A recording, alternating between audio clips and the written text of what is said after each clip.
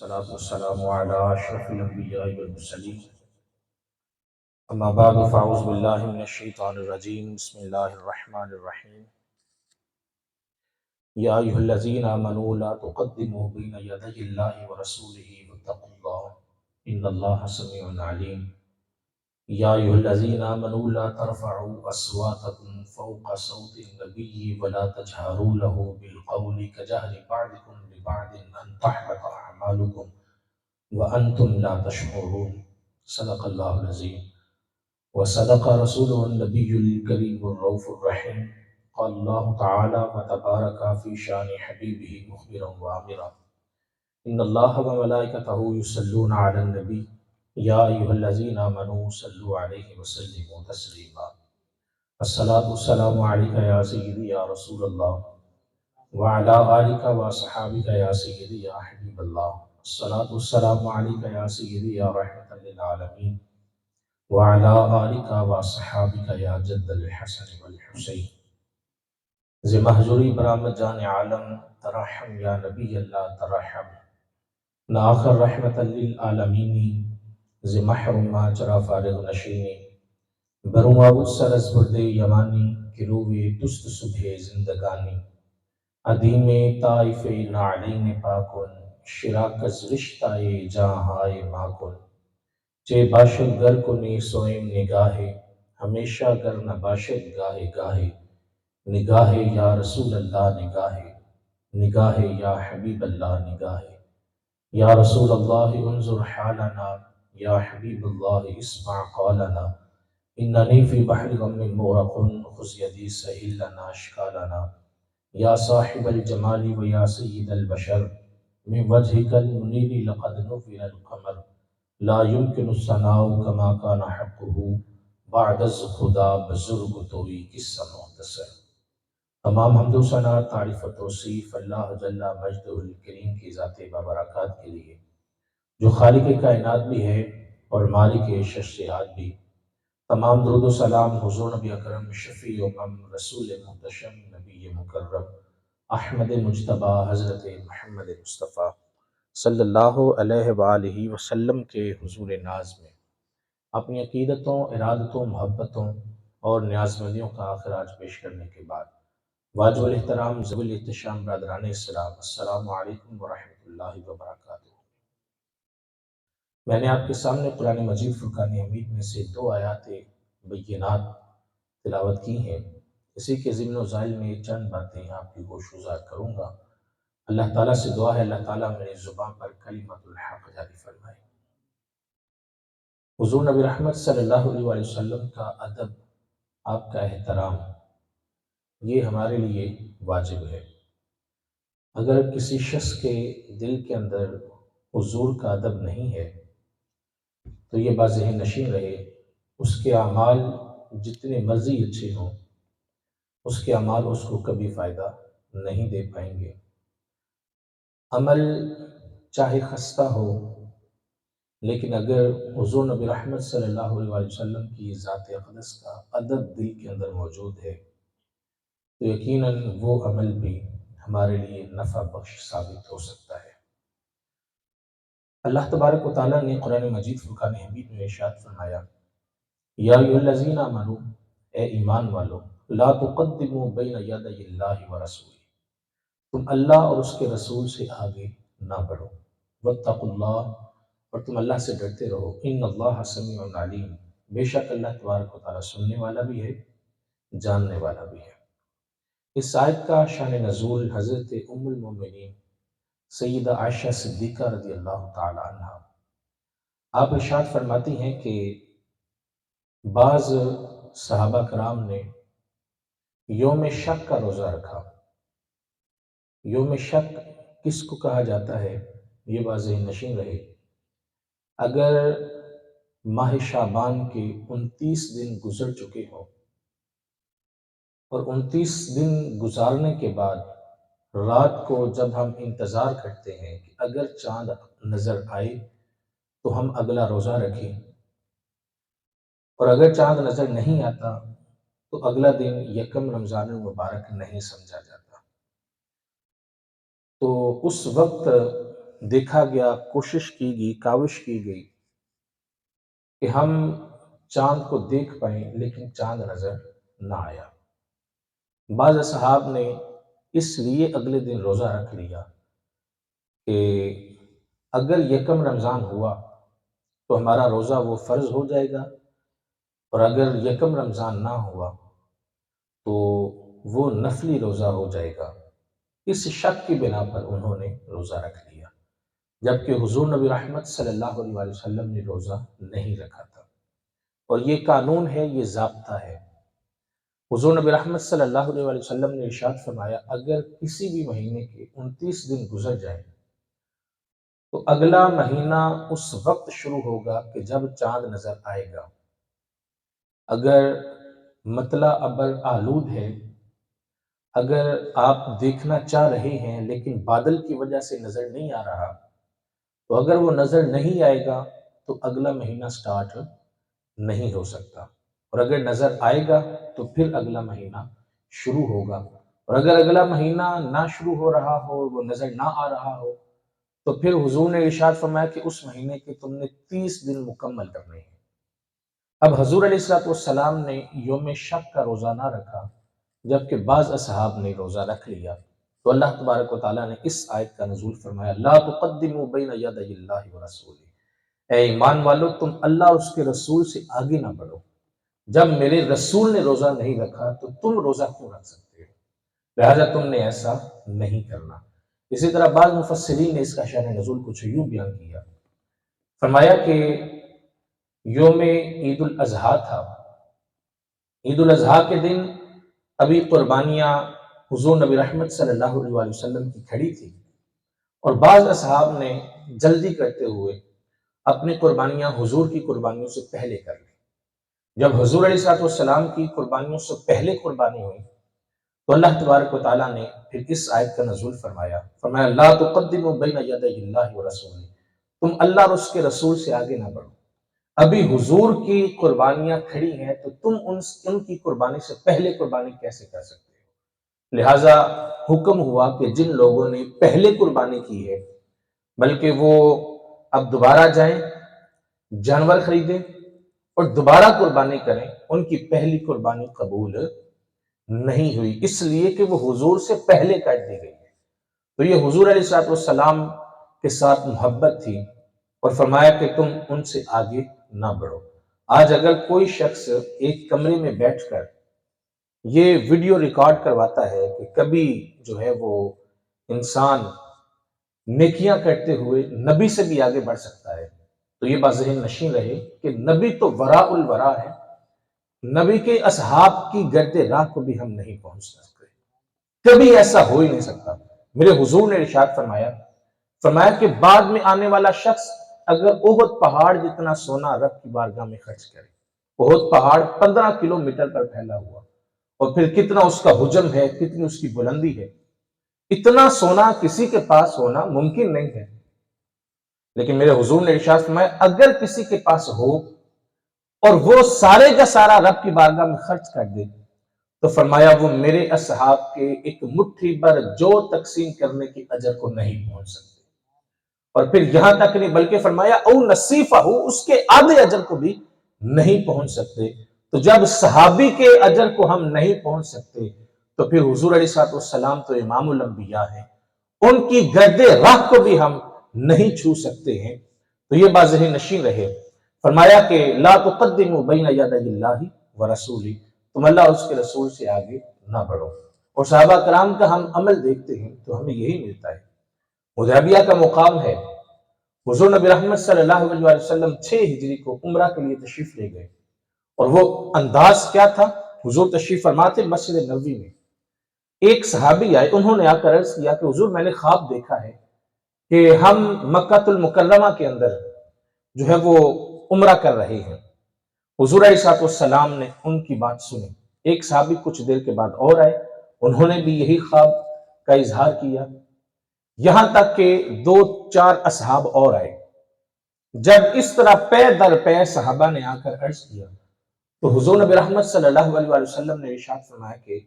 عمرہ کی تیاری کریں، ہم عمرہ کے لیے جائیں گے۔ اب حضور علیہ السلام نے اعلان کیا تو آپ مجھے بتائیں کس کا جی نہیں چاہے گا کہ ہم حضور کے ساتھ عمرے کی ادائیگی کریں؟ حضور علیہ السلام عمرے کی ادائیگی کے لیے جب تیار ہوئے، ایک سے دوسرے، دوسرے سے تیسرے، تیسرے سے چوتھے، یہاں تک کہ 1400 اصحاب تیار ہوئے اور کہا کہ ہم حضور علیہ السلام کے ساتھ عمرے کی ادائیگی کے لیے چلیں گے۔ اب احرام باندھ لیے گئے، حضور علیہ السلام چل پڑے۔ جب حدیبیہ کے مقام پر پہنچے تو کفار کی جانب سے مزاحمت ہوئی اور ان کو روک دیا گیا۔ اب ہوا کیا، ان کا یہ خیال تھا کہ شاید یہ جہاد کی نیت سے آ رہے ہیں۔ حضور نبی رحمت صلی اللہ علیہ وآلہ وسلم نے حضرت عثمان غنی کو اپنا سفیر بنا کر بھیجا کہ ان سے جا کر بات کرو کہ ہم کوئی جہاد کے لیے، جنگ کے لیے نہیں آئے، بلکہ ہم تو عمرے کی ادائیگی کے لیے آئے ہیں، ہم عمرہ ادا کریں گے اور واپس چلے جائیں گے۔ حضرت عثمان غنی آپ تشریف لے گئے، ان سے بات کی، لیکن وہ بات طے نہ پائی۔ انہوں نے کہا کہ ہم اس سال عمرے کے لیے اجازت نہیں دیں گے، لیکن کہا کہ اے عثمان، تم آئے ہوئے ہو، یہ سامنے کعبۃ اللہ ہے، یہ حجر اسود ہے، یہ مقام ابراہیم ہے، یہ صفا مروہ ہے، تم چاہو تو تم طواف کر سکتے ہو، تم عمرہ کر سکتے ہو، احرام تم نے باندھا ہوا ہے، اب اگر تم چاہو تو یہ تم کر سکتے ہو۔ تو حضرت عثمان غنی جو جانتے تھے کہ عمرہ کرنا بہت بڑا عمل ہے، وہ جانتے تھے کہ طواف کا کتنا ثواب ہے، وہ جانتے تھے کہ مقام ابراہیم کا کتنا اجر ہے، وہ جانتے تھے کہ حجر اسود وہ حجر ہے کہ جو جنت سے آیا ہے، لیکن کہا کہ میں عمرہ نہیں کروں گا۔ کہا کیوں؟ کہا اس لیے کہ میرے رسول عمرہ نہیں کر رہے۔ کہا جب رسول اللہ عمرہ نہیں کر رہے تو پھر میرے اندر یہ جرت نہیں ہے کہ ہم ان سے آگے بڑھ کر کے ہم عمرے کی ادائیگی کر لیں، اس لیے کہ وہ جانتے تھے لا تقدموا بین یدی اللہ ورسولہ، اللہ اور اس کے رسول سے آگے نہیں بڑھا جاتا۔ حضور نبی رحمت صلی اللہ علیہ وآلہ وسلم، آپ کی جو محبت ہے یہ دل کے اندر ہونا یہ لازمی ہے، یہ ضروری ہے۔ اگر حضور کی محبت دل کے اندر نہیں ہے، آپ کی ذات اقدس کا ادب دل کے اندر موجود نہیں ہے، تو یہ واضح نشین رہے کہ ہمارے کوئی عمل بھی کام نہیں آئیں گے اگر ان کا ادب نہیں ہے، ان کا احترام نہیں ہے۔ ایک طرف قربانیاں ہوں، ایک طرف روزے جیسی جو ہے وہ خوبصورت ترین عبادت ہو، اور دوسری طرف حضور علیہ السلام کی ذات اقدس سے آگے بڑھ جانا ہو، تو میرا رب فرماتا ہے کہ تمہاری یہ عبادتیں تمہارے کام نہیں آئیں گی، اس لیے کہ تم اللہ اور اس کے رسول سے آگے بڑھے ہو۔ لہٰذا ہمیں حکم ہے کہ حضور علیہ السلام کی ادا کو ادا کیا جائے، جو حضور کر رہے ہیں ہمیں وہی کرنا چاہیے، اور صحابہ کرام کا ہم عمل دیکھتے ہیں تو ہمیں یہی ملتا ہے۔ حضرت عمر فاروق رضی اللہ تعالیٰ عنہ، آپ حجر اسود کے سامنے کھڑے ہیں اور حجر اسود کو مخاطب کر کے کہتے ہیں، کہا کہ اے حجر اسود، میں تمہیں کبھی نہ چومتا اگر تمہیں میرے رسول نے نہ چوما ہوتا،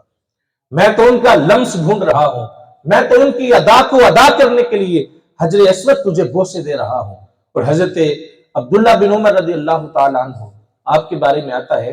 کہ ایک دن آپ ایک جگہ سے گزرے، سواری پر موجود تھے، آپ کے ساتھی بھی آپ کے ساتھ تھے، تو ایک جگہ سے گزر ہوا تو آپ نے اپنا سر جھکا لیا اور پھر وہاں سے گزرے۔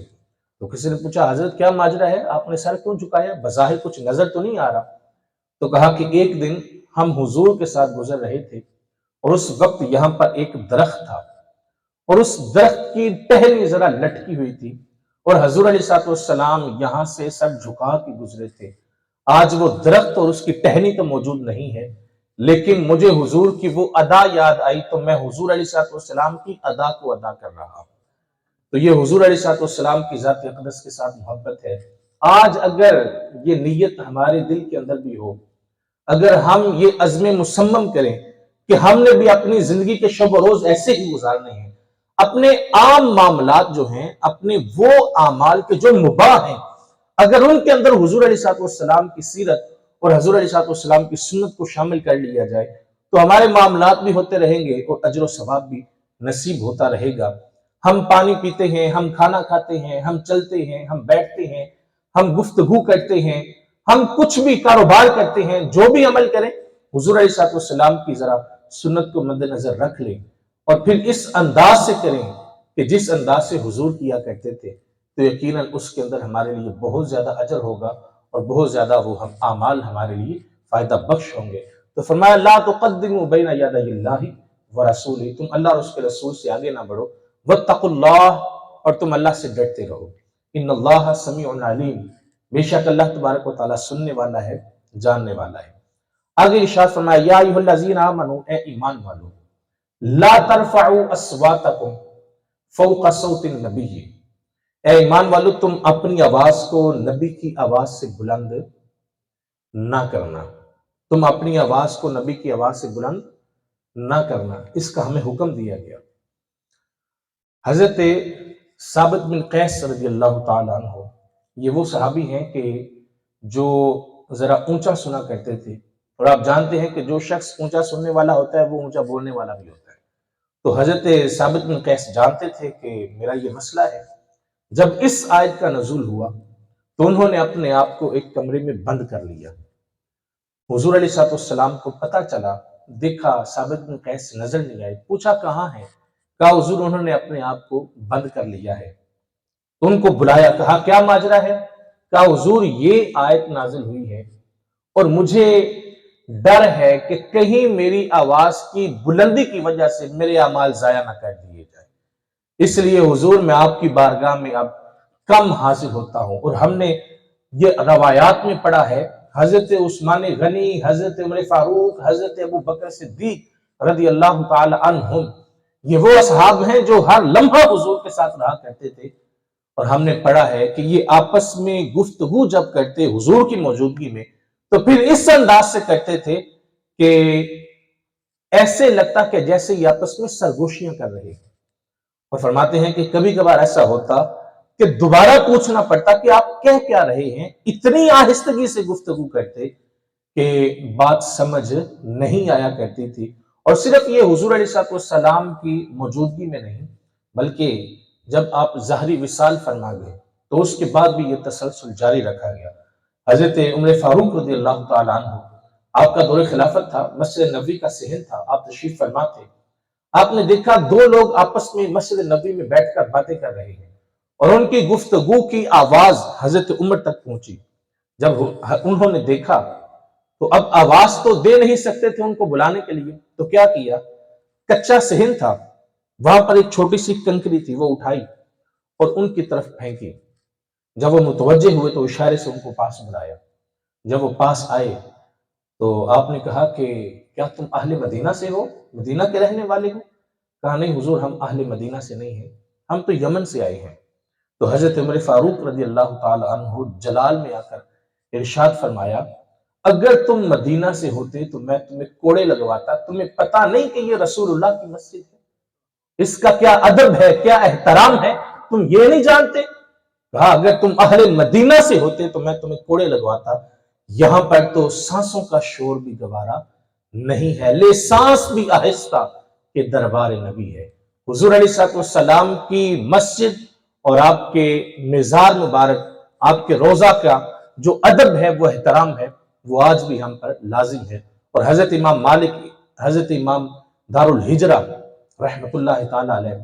آپ کے بارے میں آتا ہے کہ آپ نے 40 سال روضہ رسول کے سامنے بیٹھ کر آپ نے درس حدیث لیا ہے۔ اور حضرت امام شافعی فرماتے ہیں کہ ان کی ایک ادا مجھے اتنی پسند آئی کہ انہوں نے میرا دل اپنی طرف مائل کر لیا، ایک ادا نے۔ کہا وہ کون سی ادا تھی؟ کہا جب بھی کوئی بھی حضور کی حدیث بیان کرنے لگتا تو وہ کہتا تھا قال قال رسول اللہ، اللہ کے رسول نے ارشاد فرمایا صلی اللہ علیہ وسلم، کہا کہ اللہ کے رسول نے ارشاد فرمایا۔ لیکن جب وہ بیان کرتے تو وہ یہ نہیں کہتے تھے قال قال رسول اللہ، بلکہ وہ کہا کرتے تھے قال قال صاحب ھذا المیزار، ویسے اشارہ کرتے اور کہا کہ اس صاحب میزار نے یہ ارشاد فرمایا ہے۔ یا وہ کیا کیفیت ہوتی ہوگی، وہ کتنا مزہ ہوتا ہوگا اس میں، حضور کا روضہ سامنے ہے، حضور کا مواجہ شریف سامنے ہے، اور وہاں پر بیٹھ کر کے حضور علیہ السلام کی حدیث کو پڑھا رہے ہیں۔ فرماتے ہیں 40 سال درس حدیث دیا، اور فرمایا وہاں پر اتنا بھی شور نہیں کیا جاتا تھا کہ وہ جب ایک ورق کو پلٹتے تو اس احتیاط کے ساتھ پلٹتے کہ ورق پلٹنے کی بھی آواز پیدا نہیں ہوتی تھی۔ اتنا ادب کیا جاتا، اتنا احترام کیا جاتا، اور آج ہم دیکھتے ہیں کہ ایک پارٹی کی سپورٹ کے اندر دوسرا شخص جب جاتا ہے تو اس کے خلاف نعرے لگائے جاتے ہیں مسجد نبوی کے صحن کے اندر. یہ بات ذہن نشین رہے، ہمارا دین ہمیں اس چیز کی اجازت نہیں دیتا ہے. حضور نبی رحمت صلی اللہ علیہ وسلم کی ذات اقدس کا ادب ہمارے لیے ضروری ہے، اور حضور علیہ السلام کے روزے کا ادب بھی اتنا ہی ہمارے لیے ضروری ہے. بلکہ روزہ تو روزہ ہے، حضور کے نام کا ادب کیا ہے. حضرت سلطان محمود غزنوی یہ وہ شخصیت ہیں کہ جن کا سلاطین میں بھی بہت بڑا نام ہے، صوفیاء میں بھی بہت بڑا نام ہے. تو آپ کا ایک غلام تھا، وزیر تھا، جس کا نام ایاز تھا. ایاز کا ایک بیٹا تھا جس کا نام محمد بن ایاز تھا. اب جب بھی سلطان محمود غزنوی ان کو آواز دیتے تو محمد بن ایاز کہہ کر کہتے، لیکن ایک مرتبہ ایسا ہوا انہوں نے آواز دی تو کہا کہ اے ایاز کے بیٹے. جب انہوں نے اب سنا تو بڑے حیران ہوئے، اپنے باپ سے جا کر بات کی، کہا کہ ماجرا پتہ نہیں کیا ہے، مجھ سے شاید کوئی غلطی سرزد ہو گئی، انہوں نے میرا نام نہیں لیا اور اس طرح کر کے مجھے پکارا ہے. اب وہ باپ تھے، پریشان ہوئے، سلطان سے بات کی، کہا کیا ماجرا ہے. کہا کہ میرا خیال تھا کہ میں یہ نہ بتاؤں، لیکن تم اب پوچھنے آئے ہو اور اصرار کر رہے ہو تو چلو میں بتا دیتا ہوں. کہا کہ تمہارے بیٹے کا نام محمد ہے، اور اس وقت جب میں نے ایاز کے بیٹے کہا تھا اس وقت میرا وضو نہیں تھا، اور کہا کہ تمہارے بیٹے کا نام میں جب بھی لیتا ہوں باوضو ہو کر لیتا ہوں، اس لیے کہ تمہارے بیٹے کا نام وہ ہے کہ جو میرے امام الانبیاء کا نام ہے، جو میرے نبی کا نام ہے. حضور علیہ السلام کا نام تو حضور کا نام ہے، اگر ان کے جیسا کسی کا نام ہو تو اس کا بھی اتنا احترام کیا جاتا ہے. تو یہ بات ذہن نشین رہے کہ اب یہ مسائل پوچھنا کہ کیا درود و سلام بغیر وضو کے پڑھنا جائز ہے یا نہیں جائز، اس میں کیا شریعت کہتی ہے. شریعت تو یہی کہتی ہے کہ تم بغیر وضو کے درود و سلام پڑھ سکتے ہو، لیکن محبت اور عشق یہ کہتا ہے کہ جب تم ان کا نام لو تو تمہاری نظریں جھکی ہوئی ہونی چاہیے، اور تمہارے دل کے اندر جو ہے وہ ان کی محبت ہو، اور باوضو ہو کر پاکیزگی کی حالت میں ان کا نام لیا جائے. یہ محبت ہے، یہ عشق ہے، یہ حضور علیہ السلام کے نام کے ساتھ محبت کا اظہار ہے. یقیناً ہمیں حکم ہے کہ تم نے نہ صرف حضور کی ذات بلکہ ان کے مزار بلکہ ان کے نام کا بھی تم نے ادب کرنا ہے، احترام کرنا ہے. اور یہ بات ذہن نشین رہے، جو لوگ ادب کرتے ہیں، جو لوگ احترام کرتے ہیں، حضور نبی رحمت صلی اللہ علیہ وسلم کی محبتوں کا بھی وہ مرکز اور محور ٹھہرتے ہیں. آج اس مجلس کے اندر ہم نے یہ نیت کرنی ہے کہ ہم حضور علیہ السلام کا نام جب بھی لیں گے تو ہم محبت کے ساتھ لیا کریں گے. حضور علیہ السلام کا جب نام سنیں گے تو فوراً ہمارے لبوں پر ان کے لیے درود و سلام جاری ہو جانا چاہیے. اور یہی ہمارے لیے جو ہے وہ مشعل راہ ہے. بلکہ مفسرین کو میں پڑھ رہا تھا پچھلے دنوں، ایک آن لائن کلاس پڑھا رہا تھا، تو وہ تفسیر کے اندر جب میں نے پڑھا تو کتنی دیر جو ہے وہ میری کیفیت بنی رہی. اہدنا الصراط المستقیم، ہم یہ جو رب کی بارگاہ میں عرض کرتے ہیں الہی مجھے صراط مستقیم پر چلا. تو صراط مستقیم کیا ہے؟ مفسرین نے لکھا ہے کہ ہوا محمد رسول اللہ صلی اللہ علیہ وسلم. کہا کہ صراط مستقیم حضور کی ذات اقدس ہے.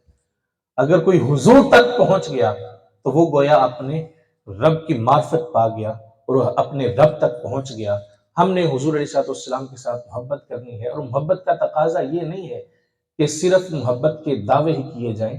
بلکہ محبت کا تقاضا یہ ہے کہ محبوب جس کام سے منع کرے اس سے رک جایا کرے، اور جس کے کرنے کا حکم دیا جائے وہ ہم کرنے لگے. ہمیں حکم ہے تم نے سچ بولنا ہے، ہمیں حکم ہے کہ تم نے سودی کاروبار نہیں کرنا، ہمیں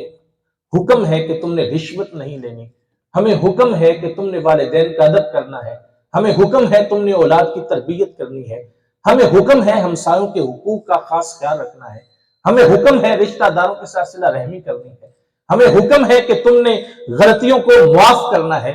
ہمیں حکم ہے کہ تم نے دین کے ساتھ محبت کرنی ہے. اور پھر دین اگر تم سے کچھ طلب کرتا ہے تو اپنی جان تک کا نذرانہ پیش کر دینا ہے. ہمیں یہ حکم دیے گئے ہیں اور آج ہم اپنی مرضی اپنی خواہش کے مطابق اپنی زندگیوں کو بسر کریں گے اور حضور علیہ السلام کے احکام کو مد نظر نہیں رکھیں گے اور پھر کہیں گے کہ ہم عاشق رسول ہوتے ہیں، ہم محب رسول ہوتے ہیں،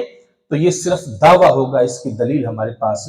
موجود نہیں ہے. اور جو دعویٰ بغیر دلیل کے ہو اس کی کوئی حیثیت نہیں ہوتی ہے. حضور نبی رحمت صلی اللہ علیہ وسلم کی ذات اقدس کے ساتھ محبت کا یہ تقاضا ہے کہ ہم ان کی سیرت پر عمل کریں. ہم اپنی گھروں کے ماحول کو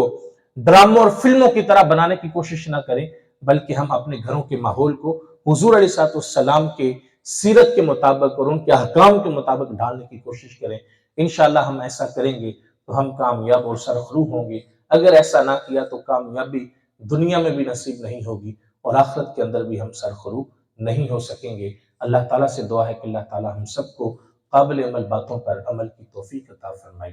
وما توفیقی الا باللہ. الحمد